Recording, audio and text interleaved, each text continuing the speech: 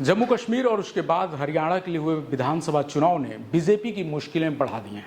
लोकसभा चुनाव में मात खा चुकी बीजेपी इन दोनों प्रदेशों में भी मात खा सकती है। इन दोनों प्रदेशों के लिए जो एग्जिट पोल्स सामने आए हैं उसने बीजेपी नेताओं के माथे पर चिंता की लकीरें खींच दी हैं। आखिर क्या कहते हैं एग्जिट पोल्स, चलिए एक एक करके आपको बताते हैं।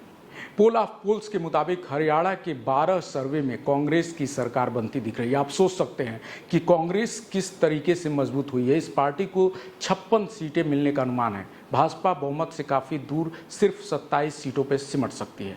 वहीं जम्मू कश्मीर की अगर बात करें तो इसमें जम्मू कश्मीर के 10 जो पोल्स सामने आए हैं उसमें 5 में नेशनल कॉन्फ्रेंस और कांग्रेस गठबंधन की सरकार बन रही है, जबकि 5 में वो बहुमत से कुछ ही सीटों पे दूर है। इसका मतलब साफ है कि अगर ऐसे भी आंकड़े आते हैं या त्रिशंकु के माहौल बनता है तो भी कांग्रेस ही कहीं ना कहीं सरकार बनाएगी।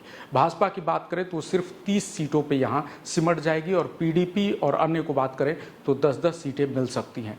यही वजह है कि इस समय कांग्रेस को सबसे मजबूत माना जा रहा है। अगर जम्मू कश्मीर के लिए लोक पोल, ओपिनियन पोल की बात करें तो कांग्रेस और एनसीपी को जबरदस्त बढ़त यहाँ पे मिली हुई है। इनके सर्वे में ये गठबंधन जो है 56 सीटें ला सकता है, जबकि बीजेपी मैक्सिमम अगर सीटें जीतेगी तो सिर्फ 26 सीटें या उसके नीचे। भास्कर रिपोर्टर्स पोल्स की बात करें अगर हम यहाँ पे तो एग्जिट पोल्स में कांग्रेस को 44 से 54 सीटों के अनुमान 44 से 54 सीटों का अनुमान है, जबकि बीजेपी को सिर्फ 15 से 29 सीटें ही मिल पाएंगी। सी वोटर्स की बात करें तो हरियाणा में कांग्रेस को 50 से 58 सीटें मिल रही हैं, जबकि भाजपा को 20 से 25 सीटों के बीच में मिलता हुआ दिख रहा है। पीपुल्स पल्स की बात करें तो हरियाणा में कांग्रेस को 60 सीटें तक मिल रही हैं, जबकि बीजेपी को 20 से 32 सीटें मिल रही हैं। ध्रुव रिसर्च की बात करें तो वहाँ भी हरियाणा में बीजेपी को सिर्फ 22 से 32 सीटें, जबकि कांग्रेस को 50 से 64 सीटों का अनुमान है। इसका मतलब साफ है कि हरियाणा में कहीं ना कहीं 10 साल बाद सत्ता बीजेपी के हाथ से निकल जाएगी। कहीं ना कहीं इस दौड़ में अब कांग्रेस उससे बहुत आगे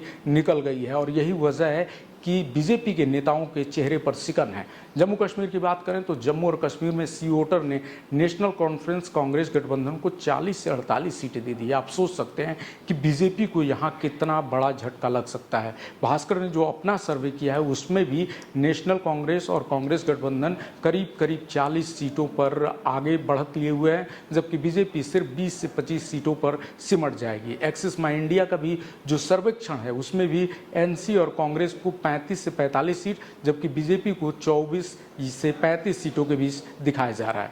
पीपल्स पल्स अपने सर्वे में कांग्रेस को 46 से 50 सीटें दे रहा है, जबकि बीजेपी को 23 से 27 सीटें मिलने का अनुमान है। इसका मतलब साफ है कि इन दोनों राज्यों में कांग्रेस अपनी सरकार बना सकती है और इसका खामियाजा कहीं न कहीं बीजेपी को भुगतना पड़ेगा आने वाले दूसरे राज्यों में। जैसे महाराष्ट्र में चुनाव है और यूपी में जो उपचुनाव है उसमें भी ये अंदेशा है कि बीजेपी को करारा झटका लग सकता है। आपको क्या लग रहा है? कमेंट कीजिए। मिलता है अगली वीडियो में। नमस्कार।